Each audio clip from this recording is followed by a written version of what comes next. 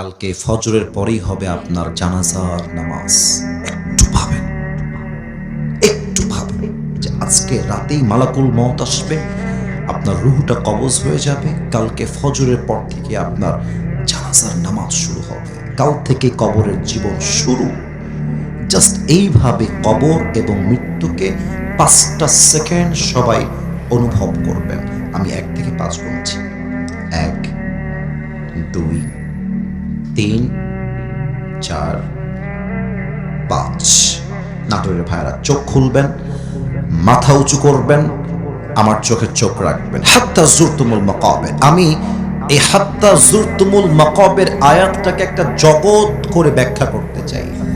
আপনাদের সবাইকে একটা কল্পনার জগতে আমি আজকে নিয়ে যেতে চাই। ভাবেন, হঠাৎ করে আপনার সামনে মালাকুল মওত চলে আসছে আপনার মৃত্যুর সময়। আপনার মৃত্যু কত বড্ড ভয়ঙ্কর হবে আজকে আমার থেকে শুনে বাসায় ফিরে যাবেন। আল্লাহর হাবিব বলেছেন, বেনামাজি যেই যুবক হবে, বেনামাজি মুরব্বি যে হবে, সুদখোর যেই মুরব্বি হবে, যেই যুবক হবে, যেই যুবক দুনিয়ার বুকে অশ্লীল ভিডিও দেখেছে, হারাম প্রেম করেছে, যে মুরব্বি বয়সে কেউ বিড়ি টেনেছে, ওর মৃত্যু কেমন হবে? হাদিস থেকে বলছি, বেনামাজি গুনাহগারের সামনে যখন মালাকুল মওত আসবে, তার দেহের চামড়ার রং হবে একদম নীলাভ বর্ণের চেহারা, গায়ে থাকবে একটা কালো কুৎসিত পোশাক, 2টা চোখ হবে লাল টকটকে, পা থাকবে জমিনে, মাথা থাকবে আকাশ বরাবর, বিশাল লম্বা।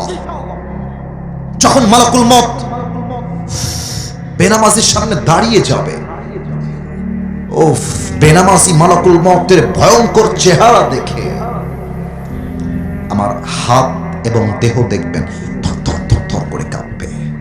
হাত কাঁপবে, পা কাঁপবে, ঠোঁট কাঁপবে, পুরো দেহটা থর থর করে কাঁপবে। বেনামাজির চেহারার দিকে মালাকুল মওত ভয়ঙ্কর ভাবে তাকিয়ে থাকবে। একটা ধমক দিয়ে বলবে, ইয়া আইয়াতুহান নাফসুল খাবিসা উখরুজি ইলা গাযাবিল্লাহ। এই বেনামাজি, বের হয়ে আয়, বের হ।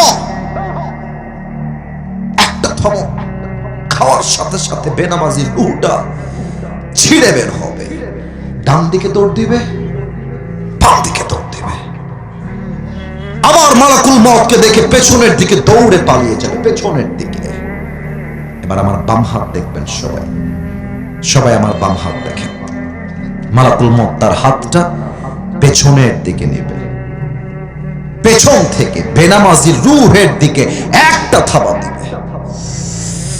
যখন তার রূহটাকে এমনি টেনে হিচড়ে বের করবে, হাদিসে আসছে একটা জীবিত ছাগলকে যাবেহ না করে তার চামড়া কেউ যদি ব্লেড দিয়ে এমনি টেনে হিচড়ে ছিঁড়ে ফেলে, ওই ছাগলটার যেই পরিমাণ কষ্ট হয়, তার চাইতে 70 গুণ বেশি কষ্ট দিয়ে বেনামাজির রূহকে কবজ করা হবে। বলেন সবাই নাউজুবিল্লাহ।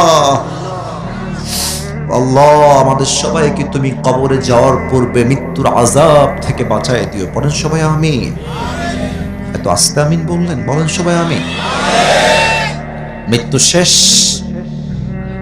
লাশ নিথর দেহ আপনার মাটির উপরে পড়ে থাকবে, হাত্তা জুরতুমুল মাকাবির। এরপর লাশ দাফন হবে কবরের ভেতরে। আমার নাটোরের ভাইয়ের একটা প্রশ্ন করবো এবার, হাদিস থেকে উত্তর প্রায় 95% মানুষ ভুল দিবেন, একটু ভেবে উত্তর দেন তো।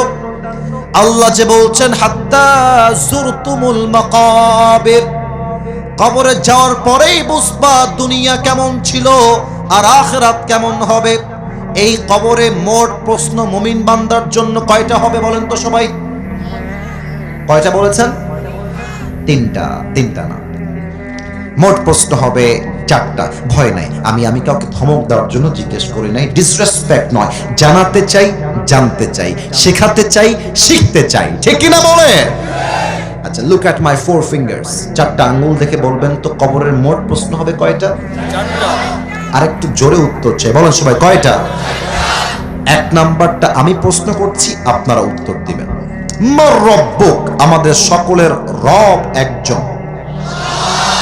এত আস্তে নয়, দিল থেকে। একটু সবাই একটা কাশি দেন দেখি।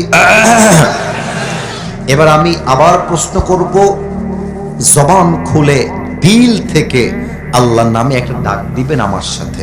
বলেন তো আমাদের সকলের রব একজন, বলেন সবাই, তিনি কে?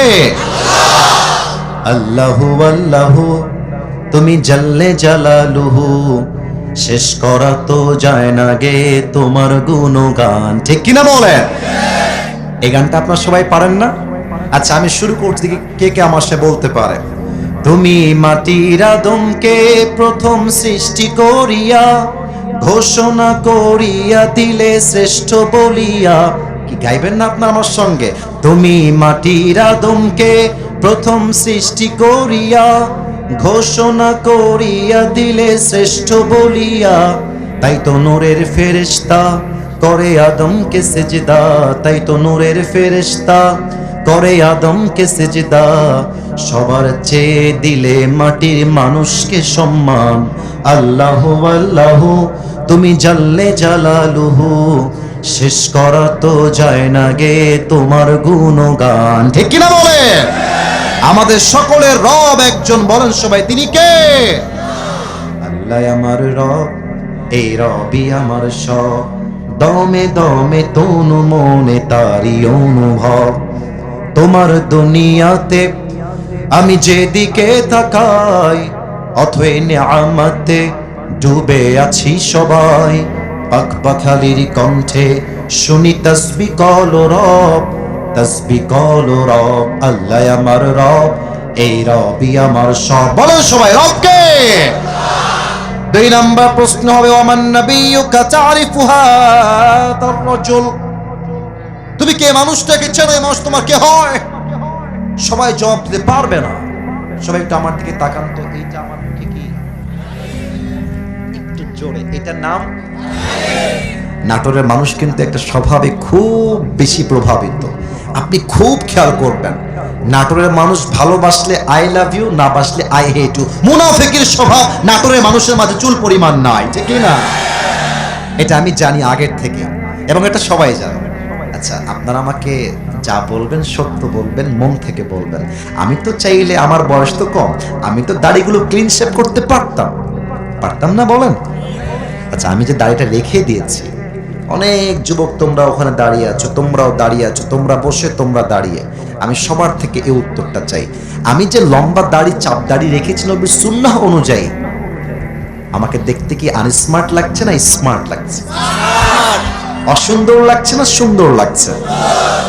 অনেক মেয়ে আছে দেখবেন দাড়ি দেখলে চুলকানি শুরু হয়েছে, বলে যে তোমার জন্য একটা ছেলে দেখেছি, দিনদার, 5 ওয়াক্ত নামাজ পড়ে, দাড়িওয়ালা, মাদ্রাসায় পড়ে, তুমি কি বিয়ে করবা? মেয়ে বলবে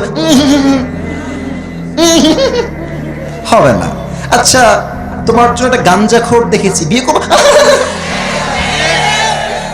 আচ্ছা আমি বুঝি না যে মেয়েদের দিনদার পছন্দ হয় না, দাড়িওয়ালা পছন্দ হয় না, গাঞ্জাখোর টিকটকার মেয়েদের সবচেয়ে বেশি পছন্দ হয়, এর কারণটা আমি বুঝে পাই না। আস্তে ঠিক বললেন কেন? জোরে বলেন, কথা ঠিক আছে কিনা? এই যে মেয়েদের দাড়ি পছন্দ হয় না, আমি একটা বিনয়ের সঙ্গে কথা বলতে চাই, এদের মতো মেয়েদের জন্য আমাদের মতো বীর পুরুষ পারফেক্ট হবে না, এদের মতো মেয়েদের জন্য বিটিএস এর হিজড়া ছাড়া পারফেক্ট কোনো অপশন আমার কাছে না। আল্লাহ এমন মেয়েদেরকে হেদায়াত দান করুন, পড়েন সবাই আমিন। বলেন তো আমার নবীর মুখে লম্বা লম্বা চাপ দাড়ি ছিল কি ছিল না? আমার নবীর মতো সুন্দর এই তল্লাটে দ্বিতীয় আর কেউ কি হতে পারে? চাঁদের চেয়ে সুন্দর তুমি, নবী আমার কমলিহিওয়ালা, দো জাহানের বাদশা তুমি, প্যারা নবী সাল্লে আলা। দো জাহানের বাদশা তুমি, প্যারা নবী সাল্লে আলা।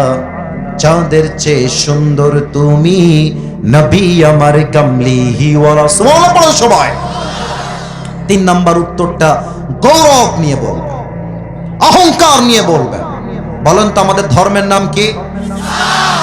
আরে মিয়া কলিজার থেকে কোন সবাই, ধর্মের নাম কি? আল্লাহ আমাদের সবাইকে ইসলামের সুশীতল ছায়া কবুল করুক, পড়েন সবাই আমিন। এবার ফেরেশতা ডাক দিয়ে বলবে, ভাই তুমি তো একটাও আটকাও না, রবকে তাও বললা, নবীকে তাও বললা, ধর্ম কি তাও তুমি বলে দিলা, তুমি কি নকল করেছো নাকি? ফেরেশতা, ওমা ইলমুক, এই এতগুলো জ্ঞান তুমি অর্জন করেছো কই থেকে? তোমার জ্ঞানের উৎস কোথায়? আমরা বলবো আমাদের জ্ঞানের উৎস একটা কিতাব, কিতাবটার নাম আল কুরআন। আরেকবার নাম কি? আল কুরআন। আরেকবার নাম কি? আল কুরআন। আল্লাহ বলবে, এই ফেরেশতা, তোমার সাহস তো কম না, তুমি আমার বান্দাকে ডিস্টার্ব করছো কেন? স্টপ, থামো। আর কোনো প্রশ্ন নয়, আমার বান্দার কবরটাকে তুমি এখনই জান্নাতের বাগান বানায় দাও। তোমরা আমার বান্দার কবরটাকে এখনই জান্নাতের সুঘ্রাণ ধারা ঘ্রাণ করে দাও। সুবহানাল্লাহ।